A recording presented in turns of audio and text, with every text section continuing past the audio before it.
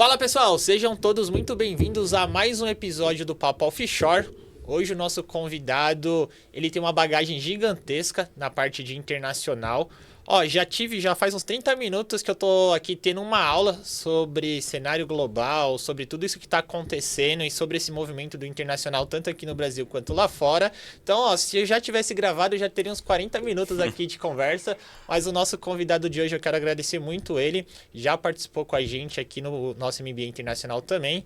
Tato Barros, por favor, se apresente. Quero agradecer por você ter tido essa disposição de vir aqui com a gente. Sei que a agenda é muito corrida, sei que é difícil conseguir um tempinho seu. Então, antes de você se apresentar, eu quero agradecer pela sua disponibilidade, tanto por estar aqui com a gente hoje, vir aqui fazer esse bate-papo, e por também ter já participado aqui com a gente, com os alunos ali, fazendo um bate-papo com a galera. Então, por favor, queria que você se Legal, apresentasse para a Henrique. galera e muito bem-vindo aqui ao Muito programa. obrigado. É um prazer, uma satisfação estar aqui. É uma coisa que eu gosto muito de falar de internacional, de falar de investimentos. Eu acho que. E poder agregar, né? Eu tenho uma bagagem de 20 anos no mercado. Tá? Eu comecei como assessor de investimentos em 2005 numa corretora em São Paulo de bolsa.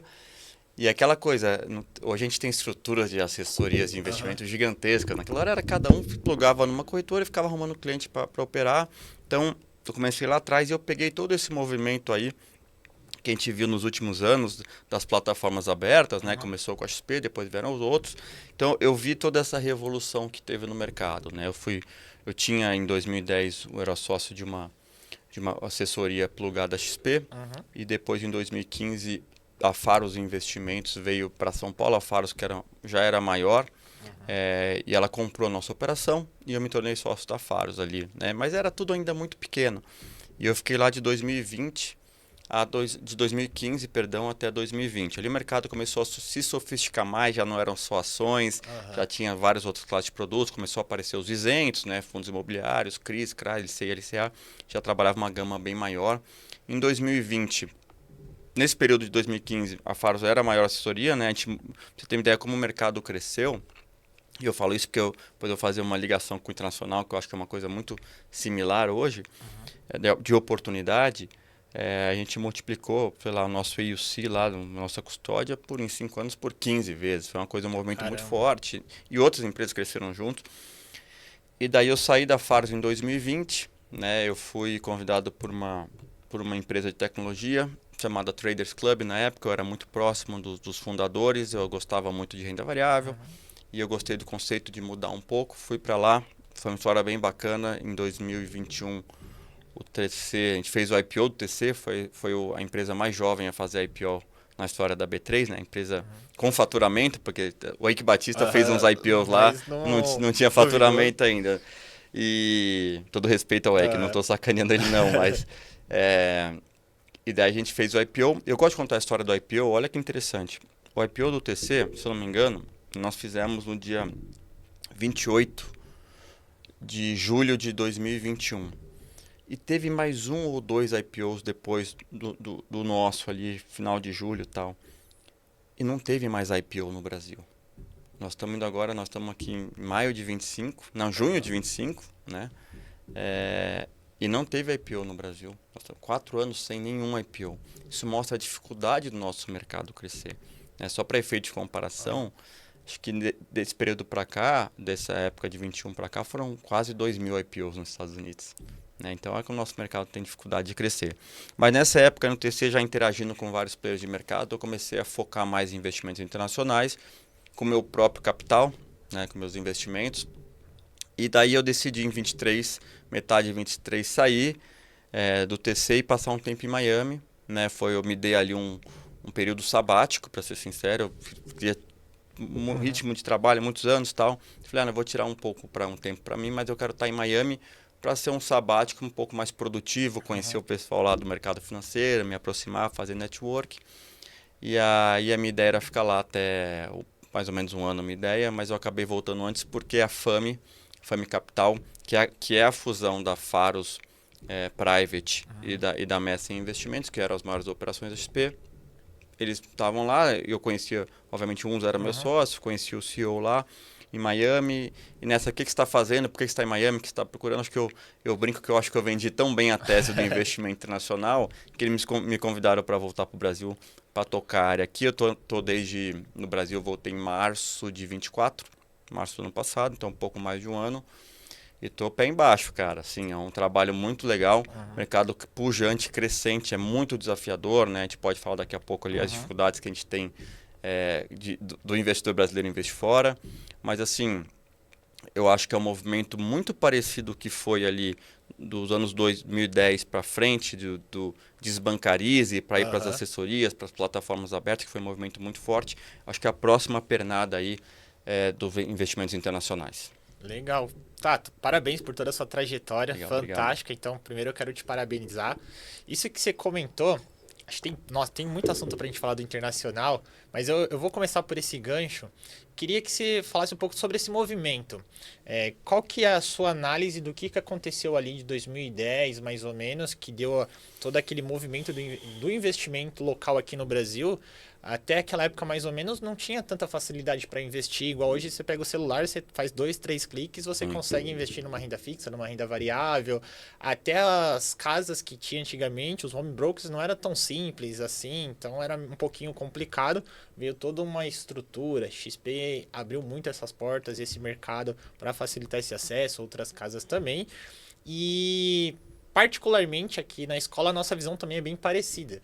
E com o movimento que está acontecendo no internacional. Eu queria que você comentasse um pouco sobre essa sua visão, do que aconteceu lá com o que você vê acontecendo parecido com o internacional hoje, porque acho que é legal trazer essa visão para conscientizar quem está assistindo a gente, como boa parte do público eles já atuam no mercado financeiro. Eu até costumo falar, a gente fala bastante, pessoal, ainda não deu o boom do internacional. Não, tá longe. Não deu, tá longe ainda. E a gente traz bastante, a gente vem trazendo nesses últimos meses, desde que a gente começou a focar no internacional, que o profissional que se especializar nesse assunto, durante os próximos anos, ele vai nadar de braçada no sentido de tá começando a surgir essa demanda, mas ainda tem poucos profissionais se aprofundando nesse assunto, e aí é onde vai surgir essas oportunidades para quem atua no mercado. Aí eu queria que você trouxesse essa comparação para eles verem que realmente, olha, tá tendo esse movimento. Legal, Nick. Exatamente. Em 2010, eu que sou de antes, não tinha muito, não tinha, o mercado era nosso, não era sofisticado. A gente tinha uma bolsa que negociava super pouco, né? Hoje a gente fala, a B3 negociou 15 bilhões num dia fraco. Cara, na época era 300 milhões de reais, era muito pequena a nossa bolsa. Só tinha isso nas corretoras. Daí você tinha os CDBs aí que os bancos vendiam para os clientes.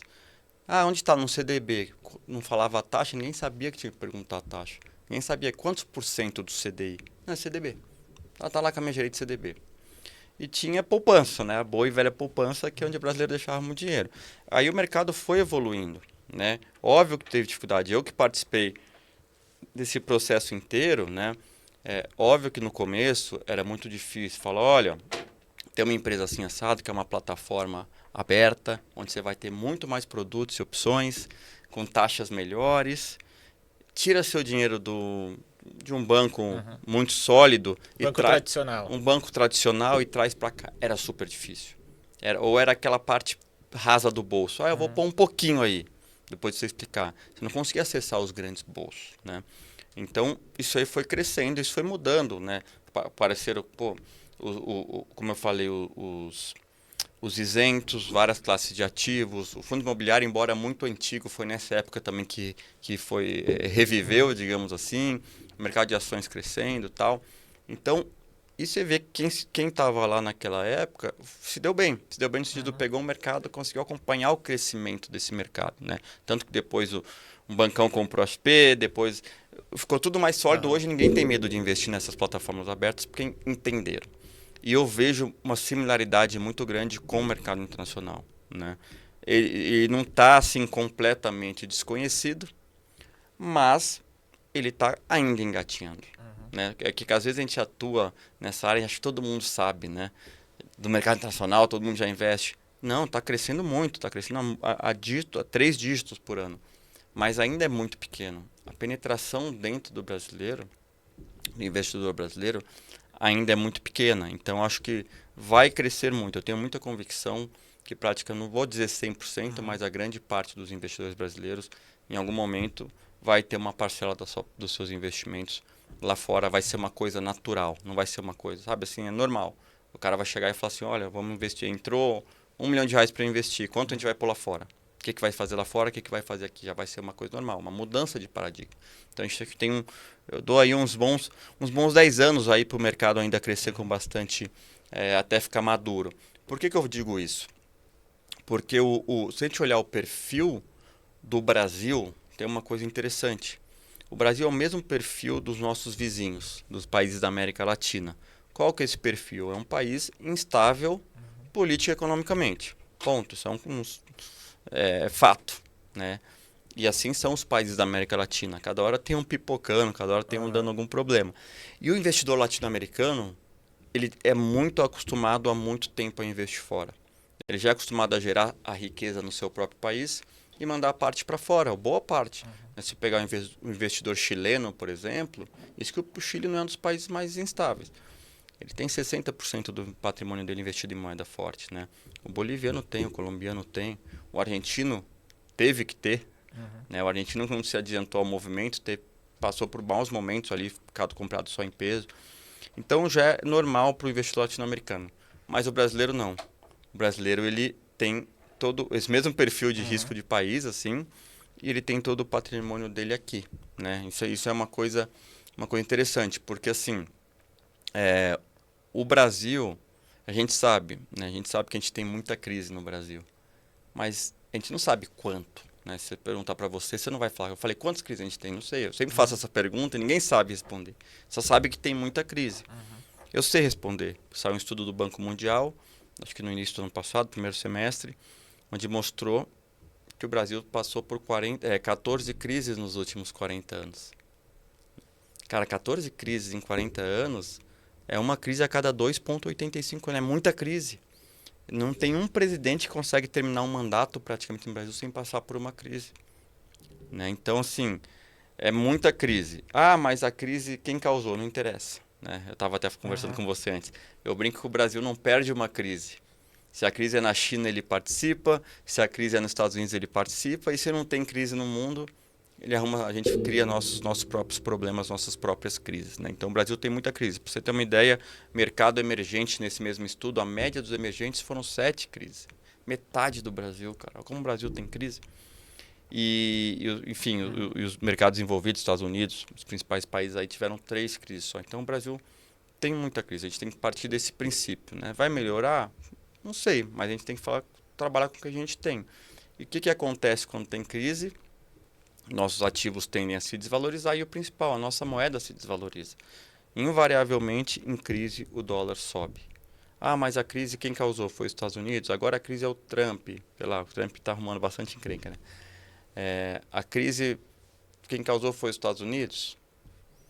2008 foi os Estados Unidos. A crise de 2008 foi uma crise seríssima, né? Quem imaginar que o Lehman Brothers ia quebrar, né? Os ativos imobiliários americanos iam explodir, imagina, era você tanto tem aquele filme lá, Grande Queda, né, que é The Big Short, que fala, cara, o cara foi lá no banco e falou, quero apostar, fazer tal coisa. O cara falou, você quer apostar contra o mercado imobiliário americano, o negócio mais seguro do mundo? Ele falou, quero. Uma crise totalmente dos Estados Unidos. O que aconteceu com o dólar? Subiu frente ao real quase 40% em 2008. 2020 subiu 30%. Quer dizer, em crises no mundo, o investidor ele vai porque é mais seguro. O que é seguro? Mandar para os Estados Unidos, mandar para moedas fortes em geral, né? Eu falo muito dólar, que é onde eu trabalho mais, mas franco suíço, libra esterlina, euro, mas acaba sendo mais dólar, tá? Então manda para o dólar, vai comprar o tesouro americano, vai comprar o ouro. Porque na hora da crise o cara quer a segurança, não quer saber. Ah, não, mas aqui a tese do Brasil, a tese da Índia, cara, meu irmão, não quero saber de Índia e Brasil. Eu não sei o que vai acontecer, eu quero meu dinheiro num lugar mais seguro. É tão simples quanto isso. Então, assim, por isso que em momentos de crise no Brasil tem fuga de capital, né? Eu estava falando, o dólar tem um comportamento muito típico. Você pode reparar que ele tem uma crise, seja qual for, causada lá por fora, por aqui, né? Ele sobe rápido, não dá nem tempo de pegar, né? De pegar o dia do tarifaço do Trump lá em 2 de abril, teve aquele estresse todo, 2, 3 dias de estresse, o dólar vinha numa queda consistente de 5 ele baixou de 6, estava em 5,60, levou quase 50 pregões para acontecer isso. E em 4 pregões ele saiu de 5,60 para 6,10 no meio da tensão. Depois as coisas se acalmaram, voltou a cair. Ok. Então o dólar tem esses movimentos. Ele quando tem crise, e o Brasil tem muita crise, o dólar sobe de uma vez, daí passou a crise, né? Graças a Deus as crises uma hora passam, as coisas se resolvem. Legal. Daí o dólar cai um pouco. Mas ele repara umas coisas, ele saiu daqui, veio para cá, ele caiu para cá. Ele não volta mais para onde ele estava.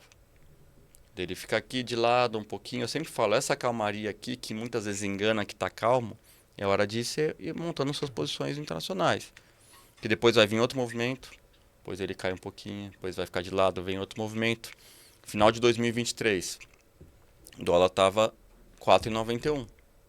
Já tinha feito, antes da pandemia veio abaixo de 3, já estava 3 e pouco, foi lá para quase 6 no meio ali, 5 e tanto, voltou, estava 4,91.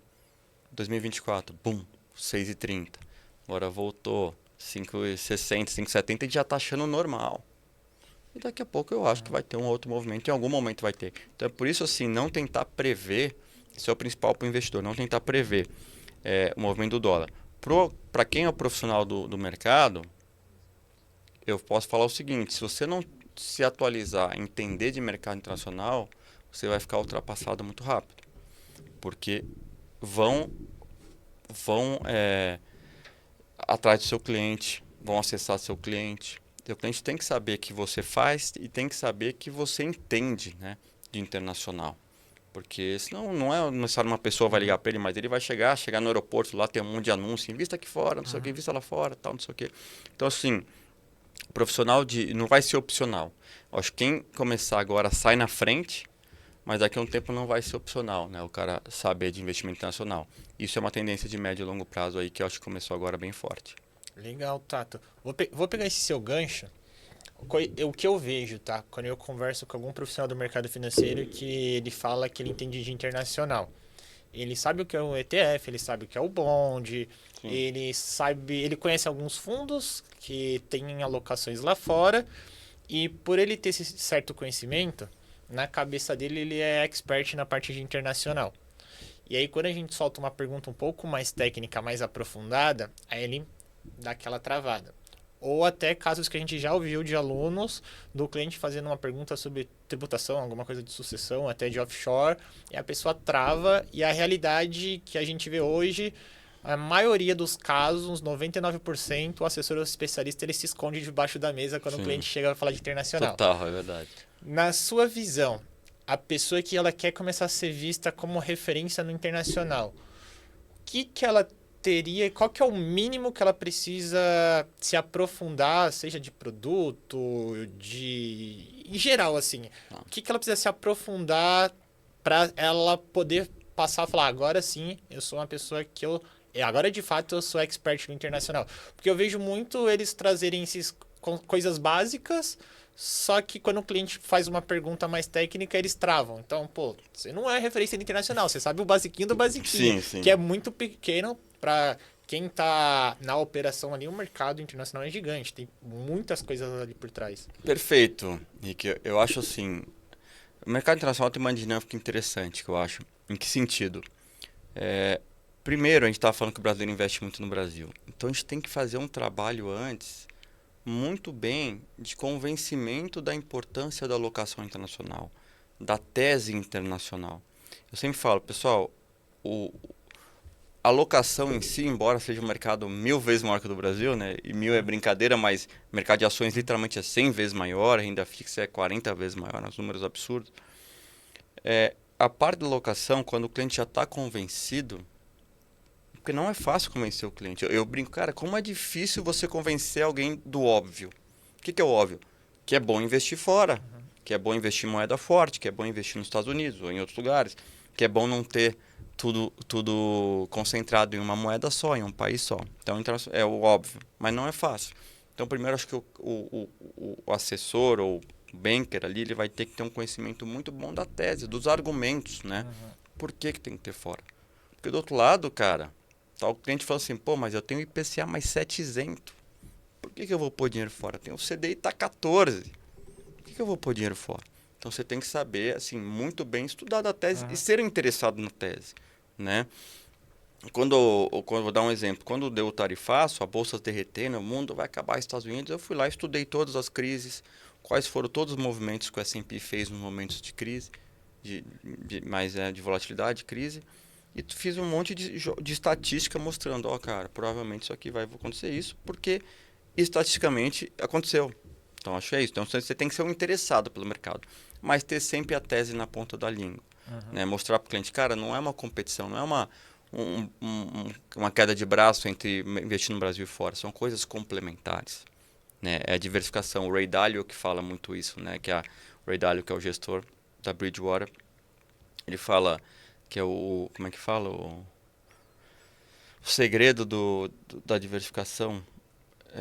Não lembro, mas tipo, assim, o segredo da diversificação é você diminuir, fazer uma diversificação. O santo grau do investimento, ele chama. O santo grau do investimento é você diversificar o seu portfólio de uma maneira a diminuir o teu risco sem impactar a tua expectativa de retorno. Né? E quando você investe em lugares diferentes, você está diminuindo o teu risco, porque são investimentos descorrelacionados, e você não está impactando necessariamente a sua expectativa de retorno. Então você tem que mostrar a tese, esse é o primeiro ponto.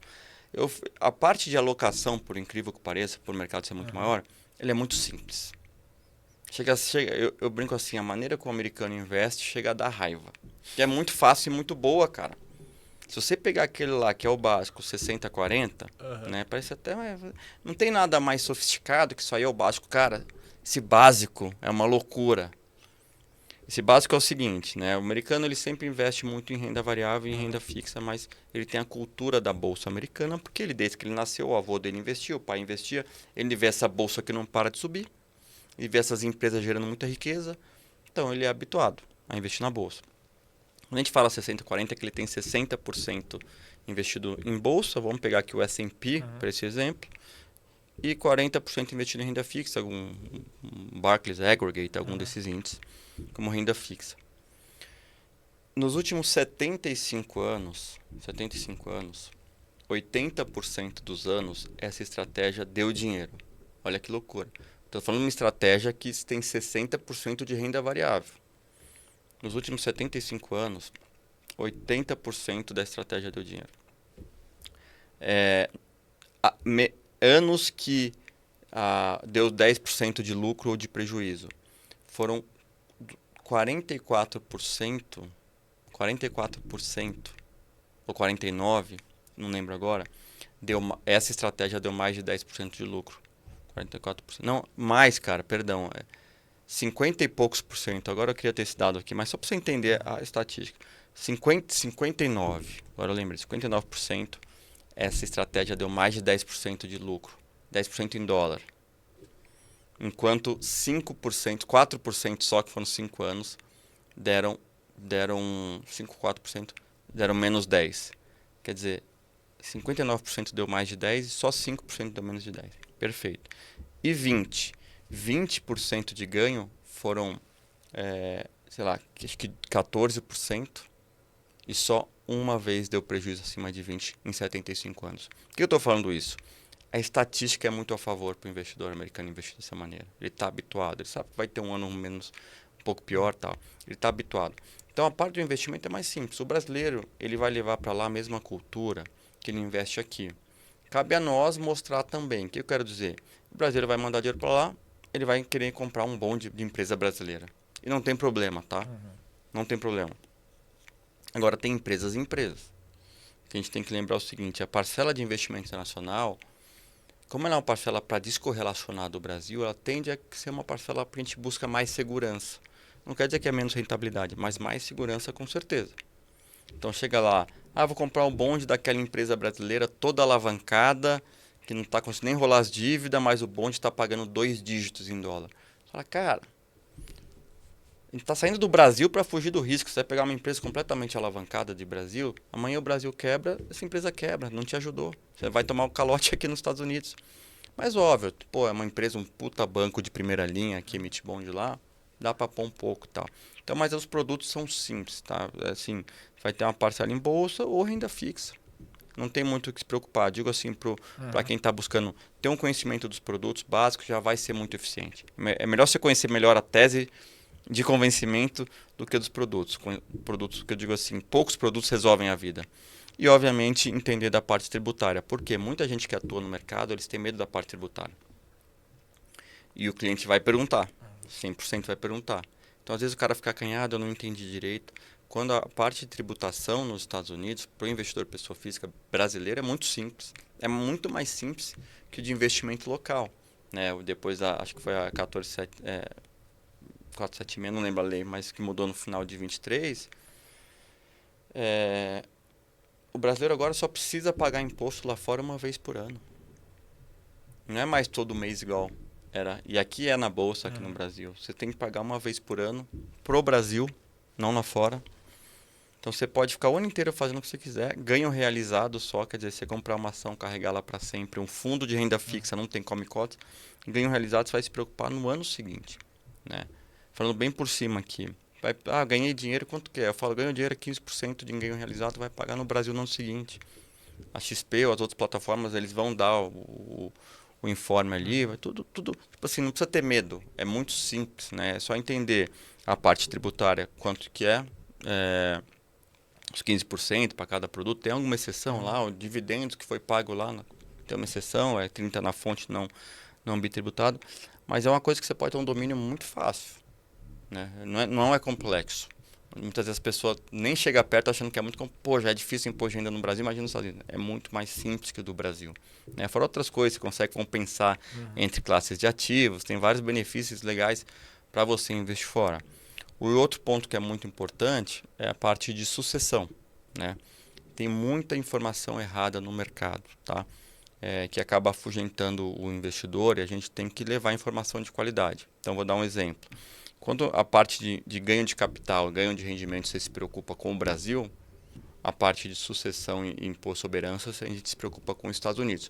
Pelo menos por enquanto, até hoje no Brasil, não existe imposto sobre herança para você sobre seus investimentos offshore, seus investimentos no exterior. Né? Então você não tem que pagar nada para o Brasil. Se o cara tem um investimento lá fora e ele vier a faltar, vier a morrer, não vai precisar pagar ITCMD no Brasil. A lei é essa hoje.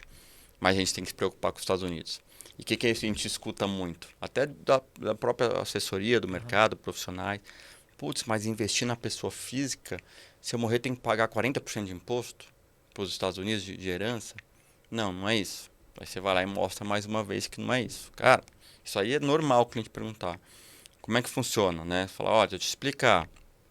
Somente para os ativos que são negociados em bolsa, com raiz americana, né? Com raiz nos Estados Unidos, esse ativo você está sujeito a imposto sobre herança. Como é que funciona? Dependendo da classe, são os ETFs com raiz nos Estados Unidos, as ações de empresas americanas, né? E os fundos imobiliários com raiz nos Estados Unidos. Então aqui você tem que se preocupar. Como é que funciona? Tem uma isenção até $60.000. A partir de $60.000, você passa a ter um escalonamento que começa em 18% e pode sim chegar a 40% acima de $1 milhão. Então é importante. Mas não é que é 40%. Pode chegar a 40% acima de $1 milhão para essa classe de ativos.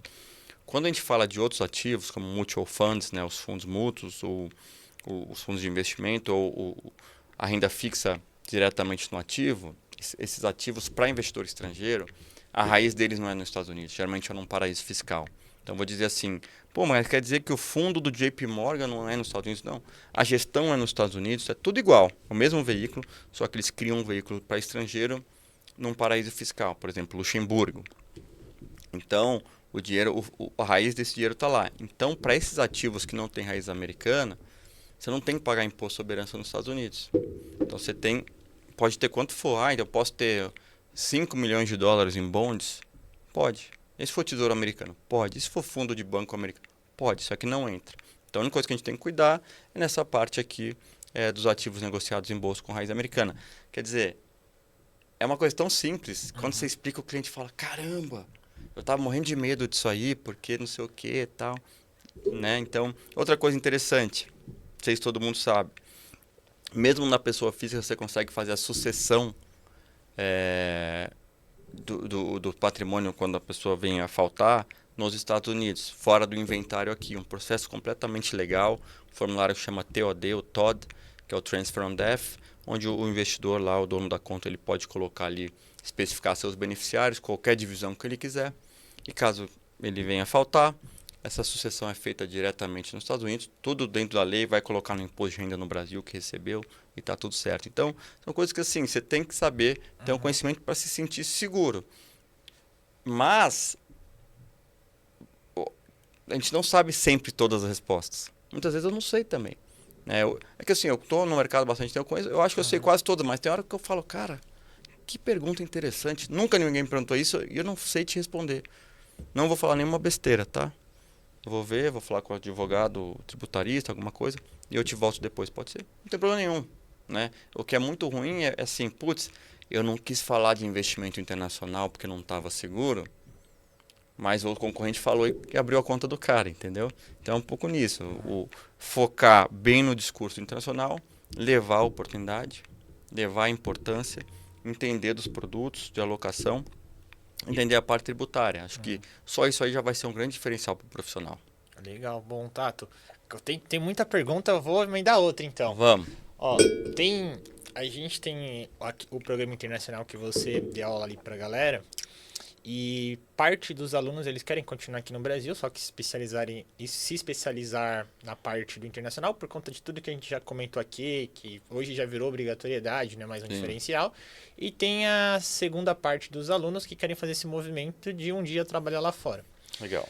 E aí minha pergunta, agora você comentou falando que o profissional precisa se aprofundar. O que eu queria trazer agora na sua prática, na sua realidade, no seu dia a dia, que você construiu toda uma carreira aqui no Brasil, acabou indo para os Estados Unidos, ali em Miami, para fazer aquele momento sabático ali, só que você conseguiu, por relacionamento, network, tem todo o fato da carreira também, tudo que você construiu, mas eu vou tirar um pouquinho a parte do seu histórico no Brasil, que não tenho o que falar, mas essa parte de network, de acesso, como que foi pra você, como que você buscou esse acesso?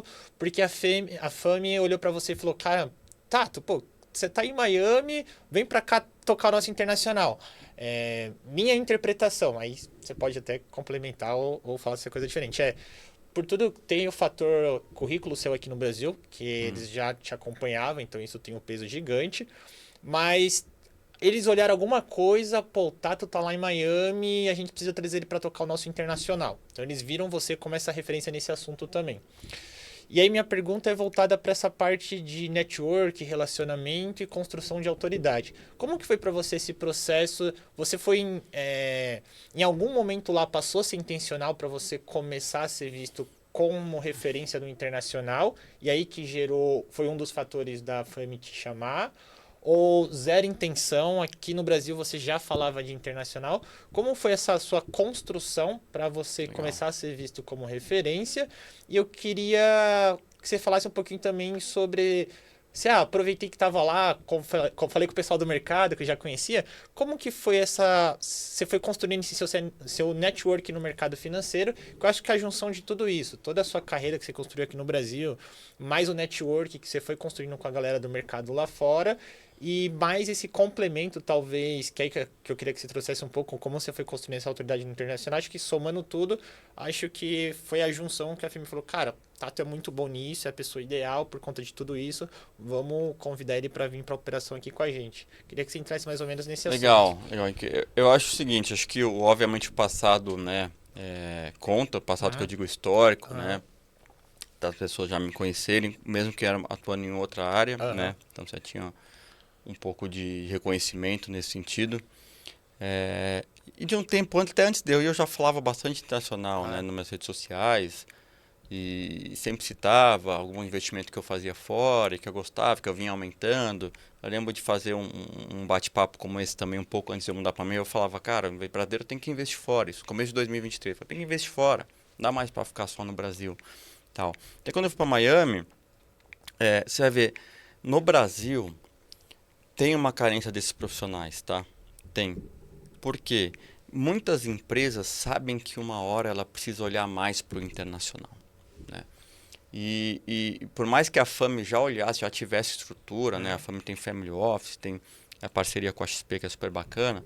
Faltava alguém aqui dentro da estrutura, né? Porque as outras operações eram lá em Miami. Então, mal ou bem essa distância, né? Precisava de alguém dentro da estrutura para tocar isso. E quando, conversando com os principais sócios da FAME que estiveram lá, ele falou, e aí, o que você está fazendo aqui? O que você quer fazer? Cara, eu falei muito do internacional. Falei, cara, eu estou vendo esse movimento. É o próximo movimento, como eu falei aqui, assim, é a desbancarização 2.0, né? É um movimento que vai ser muito forte, todo mundo vai investir fora e eu tô me preparando para atuar nessa área. Daí eles, pô, caramba, a gente sabe essa importância, falta também alguém fomentar isso e alguém esteja muito bem preparado. Daí eles me fizeram essa proposta para voltar. Então, é um pouco de você ter o conhecimento e que as pessoas têm que saber que é uma coisa que você entende e gosta, né? Um pouco disso é importante, que você tenha essa autoridade. Pô, eu tô numa empresa, eu não sou do internacional, cara, mas já fala, já mostra o que você quer, já pergunta, vai ter oportunidade nessa área ou não, porque eu estou estudando sobre isso, eu acho importante. Porque às vezes o cara fala, puta, cara, eu não sei se vai ter oportunidade, mas pode ter, porque tá todo mundo falando, quem sabe a gente faça alguma coisa nesse sentido ou não. Pô, eu falei ontem, outra empresa, tem uma vaga lá fora. A gente não sabe, né? As pessoas têm que saber o que a gente quer. Isso é importante, né? E eu acho assim, eu vejo dentro do mercado internacional no Brasil uma coisa muito interessante. No Brasil que eu digo, Miami é Brasil, né? Essa turma do internacional. Daqui essa ponte entre Brasil e Estados Unidos. Por quem está no mercado entender isso que eu estou falando, né? Tipo assim, cara, a gente sabe que o mercado está começando, que tem muito para crescer. Não tem rivalidade nenhuma, cara. Tem muita amizade, tem muito apoio. Tipo assim, eu com pessoas que até você conhece muito bem, que são teoricamente concorrentes meu, né? Puta, a gente troca informação. Falei hoje lá com o pessoal até que é mentor lá do concorrente. Pô, meu brother. E fala, meu, olha essa apresentação. Ele fala, cara, Tato, fiz essa apresentação, o que você acha? Dá uma olhada, acho que tem umas ideias legais para você usar. E eu falo, pô, eu assisti essa, tô com essa aqui, dá uma olhada. A gente vai se ajudando porque eu preciso formar o mercado. Eu preciso que o Tato fale muito internacional. Eu preciso que a XP fale muito internacional. Eu preciso que a Avenue fale. Eu preciso que todo mundo fale. Porque tem muito mercado. Eu brinco com o pessoal lá, que são muito amigos meus da Avenue, por exemplo. Eu falo, né, que eu sou fã XP e a Avenue tal. Conheço muito bem o Haddad, o Castro Alves, todo mundo que também participa, colabora aqui, turma Nota 1000. E eu brinco com o Haddad, falo, vamos deixar para se matar lá na frente. Por enquanto a gente se ajuda, que a gente tem muita grama para cortar aqui, aí, muito mato alto, né? Então esse é o espírito colaborativo. Então, eu acho assim, muito dificilmente quem é interessado vai mandar uma mensagem para qualquer pessoa desse mercado e não vai ser respondido, entendeu? Pô, tô com interesse, quero conhecer. Pô, o que você faz? Como é que foi? Como é que fala a sua história? Dificilmente vai falar, não vou. Sabe? Assim, pô, que legal. A gente fica feliz. Né? Por isso que iniciativas como o curso de você internacional, quando vocês me chamaram para fazer aquela aula, eu fiquei super feliz. E eu vi quem fazia, né? O pessoal tem pessoas da XP, pessoas da Avenue, pessoas de algumas casas super renomadas, né? Pessoas, altíssimo calibre, grandes referências no internacional. E eu, pô, com todos eu fui falar, o que você acha desse curso, como é que tá assim? Os caras super elogiaram. Por quê? Porque nós que já somos desse mercado, quando eu olho na frente e eu vejo esse crescimento que vai ter, eu já sei que eu vou precisar de gente pronta aqui, gente preparada, entendeu? A gente vê com super bons olhos todo o trabalho que vocês fazem, também olhando lá na frente, e preparar esses profissionais, que vai precisar. Né? Eu acho que quem se preparar aqui, estudando através do curso de vocês, ou de qualquer como for, cara, vai estar muito bem preparado para o mercado daqui para frente. Eu até brinco com o pessoal que a gente fala que o mercado financeiro é pequeno, né? Aqui no Brasil chega uma hora que você começa. Você tá hoje toda numa casa, daqui a um tempo você tá numa segunda. Chega um momento que você tá trabalhando com uma pessoa que você trabalhou há 5, 10 anos atrás. Às vezes a pessoa era o seu líder, agora você já virou par ou virou líder da pessoa. E eu falo, pessoal, mercado financeiro para brasileiro lá nos Estados Unidos é muito menor ainda. Todo Muito. mundo se conhece. Todo mundo. A gente acabou de voltar lá de Miami, que a gente foi levar a galera do MBA para fazer a imersão lá. Aí você tava conversando com uma. Ah, tava almoçando lá. Tem o clubinho do poker lá da galera. Sim. Aí todo mundo se conhece, todo mundo se fala. Então, isso é legal também, que a gente vê que dentro desse nicho, os brasileiros são muito unidos lá, que é o que você falou. Tem muito mato ainda para cortar. Não Muito. deu o boom do internacional. Ainda vai dar esse movimento aqui. Não começou no Brasil internacional. E a gente já vê isso muito claro. As instituições precisam cada vez mais de profissionais sabendo conversar sobre o internacional, não só entendendo de produto, mas como transmitir essa mensagem para o investidor. A gente vê muito a XP fazendo muito isso, esse papel educacional, Sim. fazendo vários eventos de reuniões com clientes para trazer a importância da dolarização. A própria Avenue também faz isso muito bem. E é um ajudando o outro que todo mundo ganha. Um Todo movimento mundo que ganha. se o mercado se unindo, como a gente vê essa união lá fora, todo o mercado ganha. E tem mercado para todo mundo. O brasileiro acho que não investe acho que nenhum por cento lá fora. Imagine a hora Não investe nada. começar, tiver 10, 15% de brasileiro investindo, quanto que todos não ganharam ali. E aí sempre vai ter o investidor que vai escolher uma casa porque se identifica mais com uma coisa, outra com outra, e todo o mercado vai ganhando, que foi o que aconteceu no Brasil ali em 2018, 2019, mais ou menos, com a parte de investimentos aqui. Então a gente tem muito esse olhar também, assim. A questão assim, é você olhar um negócio que é uma tendência, cara. Com certeza o mercado vai crescer. Ponto. Né? Então, putz, será que eu vou me preparar para o mercado? Mesma coisa, putz, eu vou trabalhar para que vai estar, qual que é uma demanda que vai ter lá na frente, né? Vão ter várias, com certeza, mas sem dúvida o internacional vai ser uma dessas. Porque vai ser o default, vai ser o normal, né? Todo mundo vai investir fora, talvez o mais velhinho, tal, o senhorzinho não invista, mas abaixo dele já vai investir, né? E outra coisa, né, Henrique, é muito importante. A gente tem que pensar nas gerações que estão vindo, né? Eu acho que eu estava vendo um estudo até, eu não lembro se era, acho que era da BlackRock. A BlackRock fez um estudo lá fora que é o seguinte: essa mudança de geracional agora das pessoas, eu não entendo negócio de geração Z, Y, eu não sei qual que é qual, mas tipo assim, que estão saindo da adolescência e entrando na vida adulta agora, vai ser a maior transformação, não sei de quantas décadas, de mudança de comportamento. Tipo assim, o cara investia igual o avô, que investia igual o pai, esse não, esse aqui vai ser diferente. Vai ser diferente. Então no Brasil vai ser assim. Porque assim, cara, o cara geração nova, ele não quer comprar Vale, cara. Minério de ferro, puta coisa chata. Puta empresa, não tô falando mal da Vale. Mas puta coisa chata, cara. Petrobras, cara, vamos comprar Nvidia, qual que é a próxima? O que estão fazendo lá fora? Onde estão as inovações acontecendo? Criptoativos, né? Pelas bolsas a gente alcança aí os ETF e tal. É um pouco disso. Porque assim, o mercado brasileiro, ele não se atualiza. Não se atualiza. Se você pegar, e eu falo isso porque assim, os temas são os mesmos e são chatos. Essa geração nova não vai querer mais. O que eu quero dizer com isso? 2005, isso é um estudo do JP Morgan. As 5 principais empresas, maiores empresas do índice Bovespa eram Petrobras, Vale, Itaú, Bradesco e Ambev. O estudo acho que era até 2023. 2023. Quais eram as 5 maiores? Petrobras, Vale, Itaú, Bradesco e ali acho que era B3, não era mais Ambev. Cara, 2005 não existia celular smartphone. Olha o que o mundo evoluiu e mudou. A gente teve os smartphones, nós tivemos a criação das redes sociais, agora a AI e tantas outras coisas, e a gente ficou com as mesmas empresas no índice Bovespa. Enquanto nos Estados Unidos, em 2005, era ExxonMobil, Petróleo, BP Petróleo, Citigroup, GE e Microsoft. Hoje, 20 anos depois... Já mudou tudo. Mudou tudo. Nvidia, Apple, Alphabet, que é o Google, Meta e, sei lá, Amazon. Cara, essa nova geração vai querer isso. Ela não quer, de novo comprar commodities, entendeu?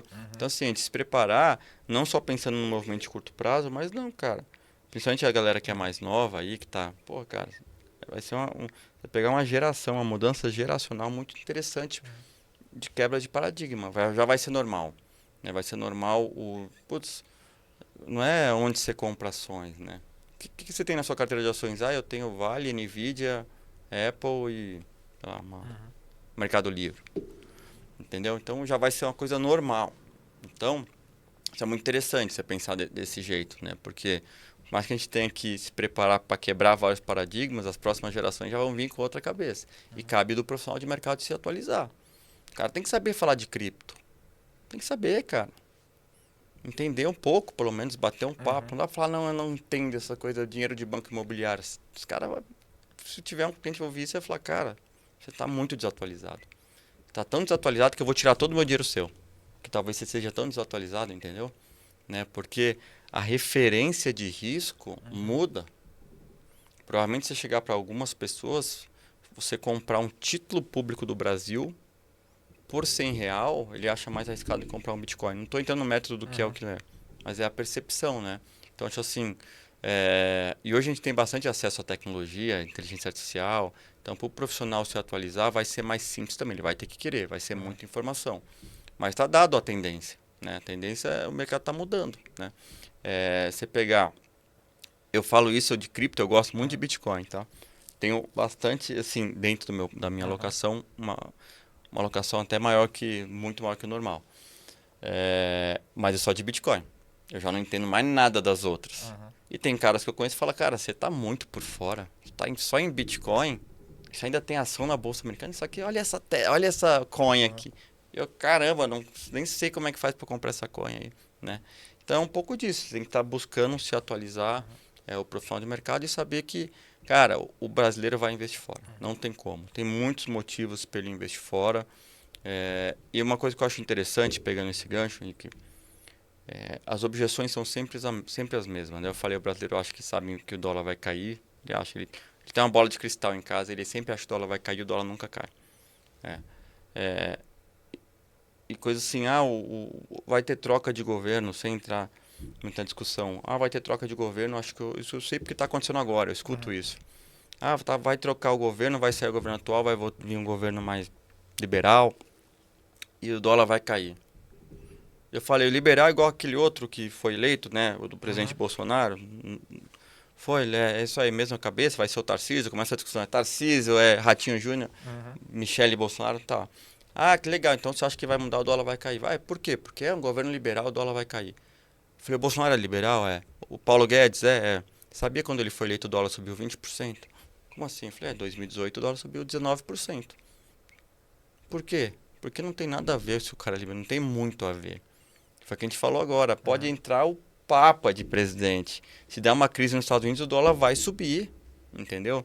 Então é uma coisa assim, de ter enraizado esse discurso internacional, sabendo que assim, por mais que pareça que o mercado é grande, ele não é grande. Pouquíssimas pessoas são realmente preparadas e vai faltar o profissional, né? Vocês estão fazendo um trabalho excelente aí, já preparando a turma para essa leva. Legal, obrigado, Tato. E, cara, como que você caiu no digital? Pô, só no Instagram ali são mais de 120 mil seguidores. Como que você começou nisso? Cara, o digital é uma coisa bacana, né? Porque quando eu saí, eu era sócio da Faros, vendi e fui pro TC. O TC era uma plataforma de uma comunidade de traders, né? E a gente usava muito digital. O TC ele cresceu muito se apoiando em redes sociais, né? Os principais sócios do TC na época, quando eu entrei, eles eram muito fortes em rede social já. Era uma maneira que a gente investiu para se...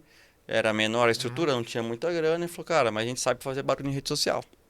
Então a gente começou a se dedicar muito a fazer conteúdo. Então na época a gente fazia muito conteúdo, né? Aí fazia muito podcast, aí fazia muita live no Instagram, como eu faço até hoje, né? Toda segunda eu faço a live do Tatão, porque eu gosto, tenho muito prazer. E a gente fazia muito isso. Então, putz, e convidava gente, e aquela coisa do digital, né? O digital vai mudando. Antigamente era muito comum assim, eu falar, pô, pessoal, vou fazer uma live com o Henrique, sigam ele. Um monte de gente seguia. Hoje em dia você fala isso, ninguém segue muito. Mudou a dinâmica do que o Instagram quer que você faça, né? Mas o Instagram é uma ferramenta muito poderosa, né? Eu acho assim, para você se posicionar como autoridade em qualquer assunto, é muito poderosa. E não quer dizer número de seguidor, tá? Você falou que eu tenho 120 mil, tem cara que eu conheço que tem muito mais, tem pessoas que têm muito menos e são muito bem posicionadas. Porque assim, vou te dar um exemplo. Eu antes, eu me posicionava muito como trader de bolsa, cara do Traders Club. E eu era trader de bolsa. Eu fiz essa transição para o internacional. Uma galera do meus seguidores não gostaram, muita gente deixou de me seguir. Não é porque não gostava de mim. Falou, cara, eu te sigo por um assunto, você está fazendo, você está falando de outro. Por mais que seja investimento, não é uma coisa que me agrada mais. Mas eu fui me posicionando e fui trazendo aqui outros seguidores, outro pessoal que está interessado no internacional. Mas o ponto que eu digo assim, o negócio de Instagram é importante, cara. Eu acho que todo profissional deve olhar o Instagram. Não é para se tornar um influencer de muitos seguidores, porque isso aí é difícil. E não quero desanimar, mas que muitas vezes as pessoas se frustram pela dificuldade e param de fazer.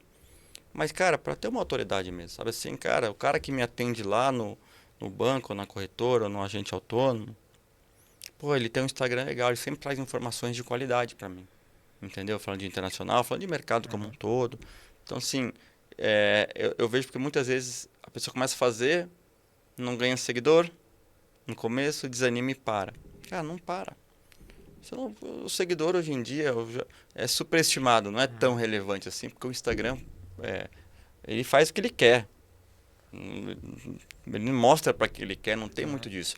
Mas para aquelas pessoas que te seguem mais próximas, ele vai mostrar. Então, às vezes você não sabe, pô, mas você pode vir um puta cliente, porque alguém viu e falou, cara, olha esse cara falando de internacional, que interessante.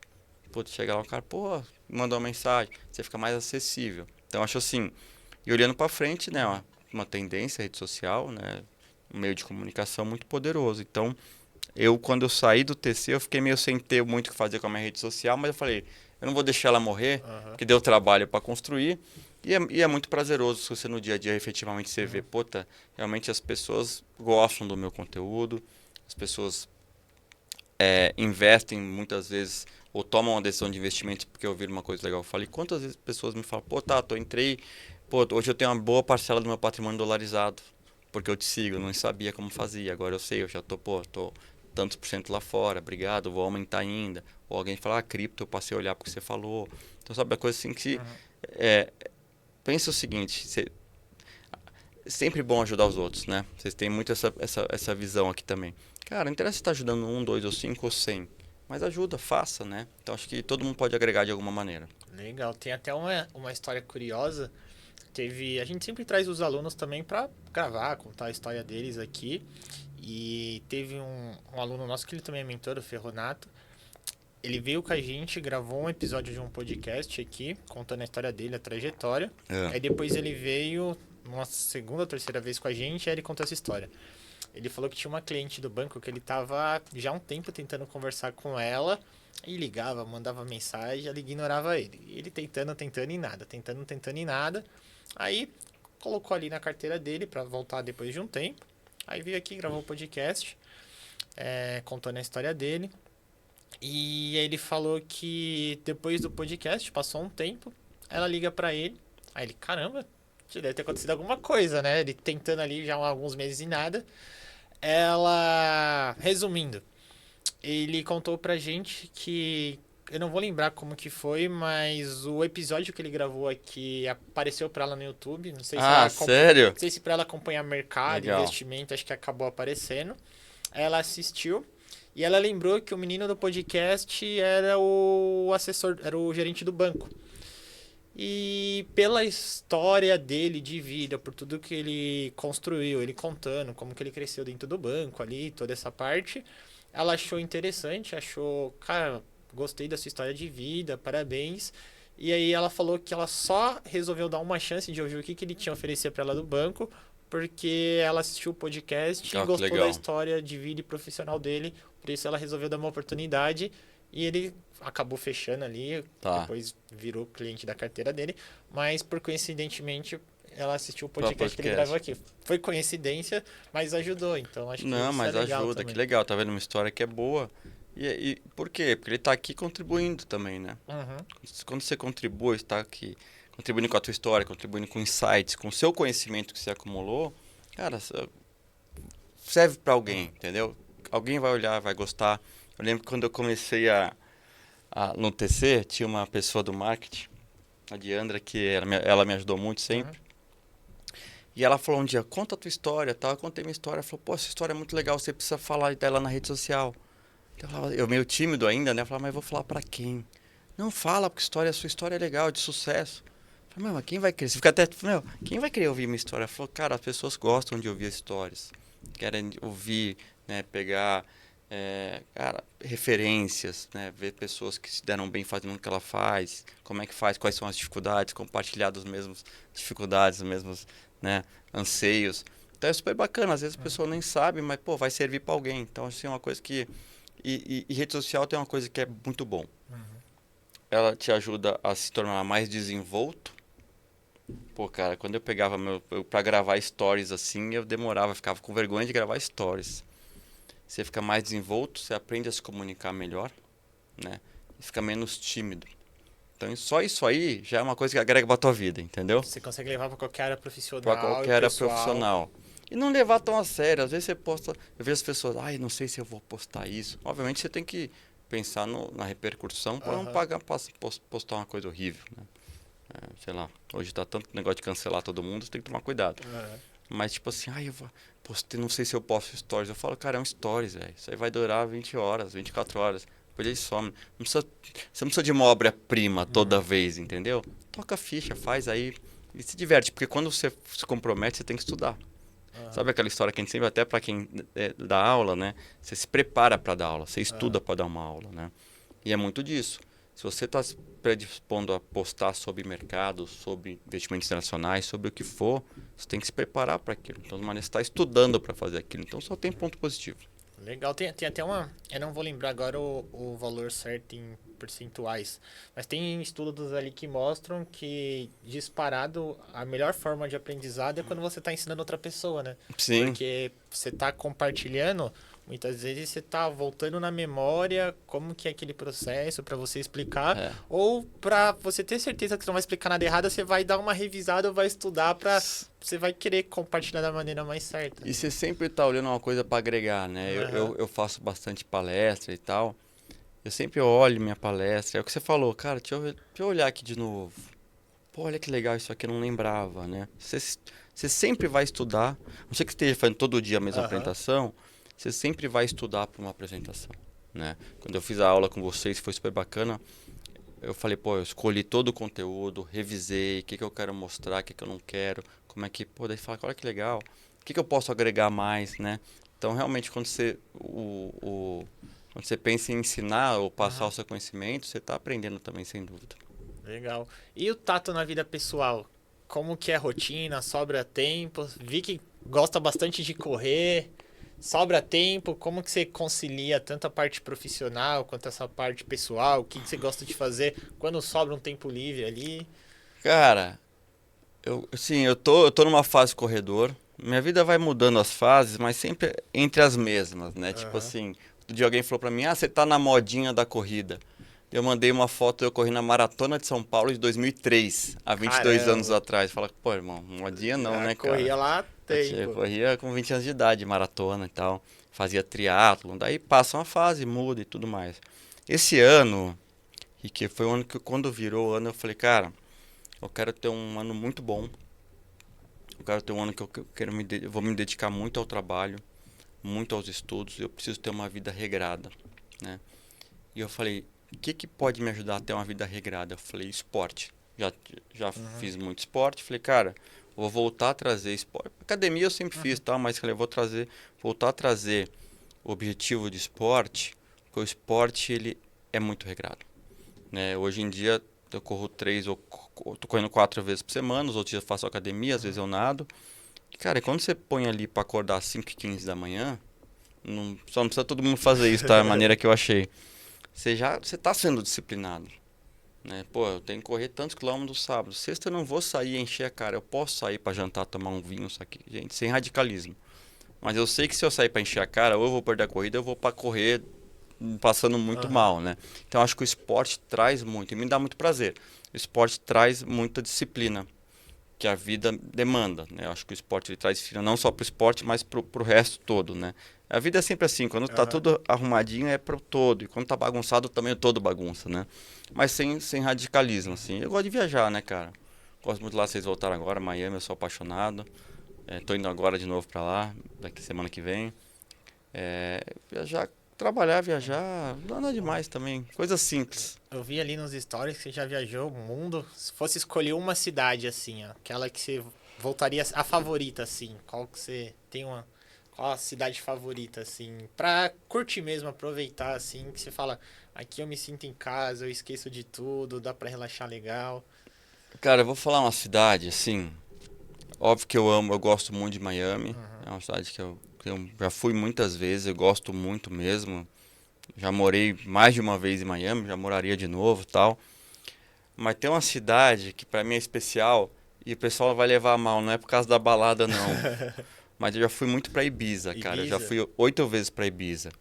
E quando você fala de Ibiza, balada, não, cara. Ibiza é um lugar mágico, é uma ilha assim que tudo é bonito, os restaurantes são ótimos, sabe, tudo, as casas. É um lugar que sempre me trouxe muita paz, assim, de ficar lá em Ibiza, assim. Então, gosto muito de Miami. Aham, Obviamente, Ibiza não é um lugar pra você morar, né? Pra você passar aham, um tempo. Mas falar assim, cara, qual cidade, assim, que acaba não sendo exatamente... Tem algumas cidades lá, algumas aham. províncias, que aquece meu coração quando eu lembro. Eu espero poder voltar sempre a Ibiza. Legal. Cara, parabéns, Tato.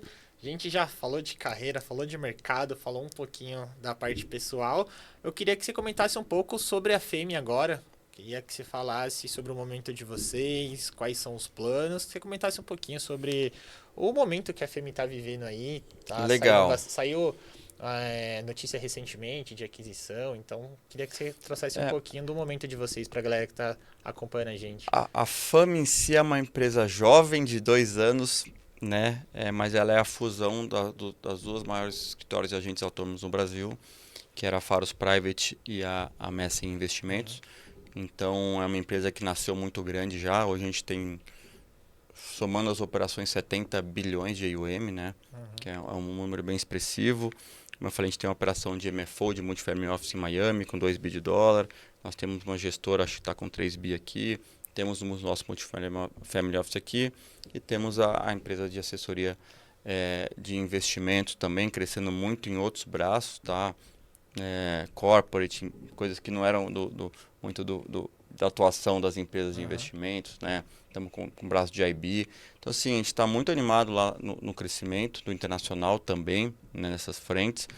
E a empresa está crescendo, cara, se profissionalizando bastante, está bem profissional, tudo bem estruturado, tem área de comitês de alocação, comitês de produto, comitês de research. É uma empresa assim, eu que sou velha guarda, que eu vi tudo acompanhar, falo, cara, que legal ver uma empresa que surgiu desse mercado, ficar tão grande e tão profissional, né? Então a gente vê com bons olhos aí continuar o crescimento, as coisas melhorando no Brasil, mas tornando cada vez mais completa para atender, para ter um ecossistema que atenda o cliente como um todo. Legal, legal. Parabéns pra você, todo o time da Fêmea. Ainda não fui visitar lá Tá ainda, devendo essa mas tô visita, devendo vamos essa lá. visita, mas parabenizar também. A gente acompanha bastante todo o mercado ali, tudo que vocês fazem, então dá pra ver que é um trabalho gigantesco. Então, parabenizar tanto você quanto todo o time lá. Legal. E a gente, pra ir pros finais aqui, queria que você deixasse um recado, uma mensagem pra galera que tá ouvindo a gente, um conselho, uma mensagem final aí pra galera de casa. Legal, mas como o nosso tema é mais do internacional, eu quero dizer assim, cara, estudem, né? Acho que assim, o profissional de mercado financeiro não tem paz. Ele vai trabalhar e estudar para sempre, né? E o trabalhar que eu digo assim, enquanto ele trabalha, ele vai estudar. Ninguém domina o mercado, né? Nem os mais... Warren Buffett fala que lia um livro por não sei quanto tempo, porque ele estava sempre estudando. Então, cara, estudem, busquem tentar dominar o assunto mais que você puder. É uma tendência internacional, a gente tem que tentar sempre surfar as tendências, né? Se preparar, fazer com que as pessoas saibam que você gosta disso, que você atua com isso, né? Que você tem intenção de atuar com isso. E o principal que eu vejo assim, aí já não é só do internacional, porque eu ia falar, o internacional é uma coisa boa para o cliente, ponto. Eu vou insistir para o cliente, vai em que sentido? Obviamente, insistir para ele te ouvir, pelo menos, não insistir para ele investir. Aí a decisão é do cliente. vai insistir para ele entender porque é bom. Ponto. É quase um dever fiduciário. O negócio é bom. Se o cara não quer ouvir, ele tem que arrumar um tempo para te ouvir. Entende? Então, nesse sentido, pegando esse gancho, cara, visão de longo prazo com investimentos é a melhor coisa que existe. Alinhamento com o cliente. Pensar no melhor para o cliente. Hoje eu vejo os melhores profissionais do mercado que eu estou há muito tempo, os caras que estão voando, estão gigantes, estão super bem, foram aqueles que sempre colocaram o cliente em primeiro lugar. Aqueles que querem fazer aquela receita de curto prazo, espremer o cliente, vender o cara aquele negócio que paga mais comissão, esse cara não vai para frente. Pense sempre no cliente. O cliente você não sabe. O cliente bem atendido, você não sabe a surpresa que vem. Eu já tive caso de cliente meu que não era nada, que me abriu uma porta que o cara era gigante. Porque eu atendia bem esse cara pequeno aqui, tá? Obviamente cada um do seu perfil de atendimento. Então assim, atenda sempre bem o cliente. Pensa no cliente, pensa no médio prazo e longo prazo. Não é uma carreira de curto prazo. Se você está começando, uma carreira que demora um pouco para decolar, mas quando decola você está bem estabilizado. Então acho que estudar, se esforçar, levar coisas de qualidade para o seu cliente que é importante e atender bem ele, não tem tanto segredo. Boa, muito bom, Tato. Pessoal que está assistindo a gente, não esqueça de compartilhar o vídeo com todo mundo. Teve vários insights aqui, só eu tive uma mentoria aqui com o Tato conversando. Então compartilha com todo mundo, curte aí também e manda para o máximo de pessoas possível, que aí o Tato volta novamente aqui para a gente fazer mais um outro bate-papo. Tem muito conteúdo aí também. Então agradecer todo mundo que ficou assistindo a gente. Se você está assistindo pelo YouTube, curte e compartilha. A galera que for escutar o áudio pelo Spotify, também avalia ali 5 estrelinhas para a gente sempre estar trazendo mais conteúdo para vocês. Esse foi mais um episódio do Papo Offshore e a gente se vê aí no mais um episódio, pessoal. Tchau, tchau!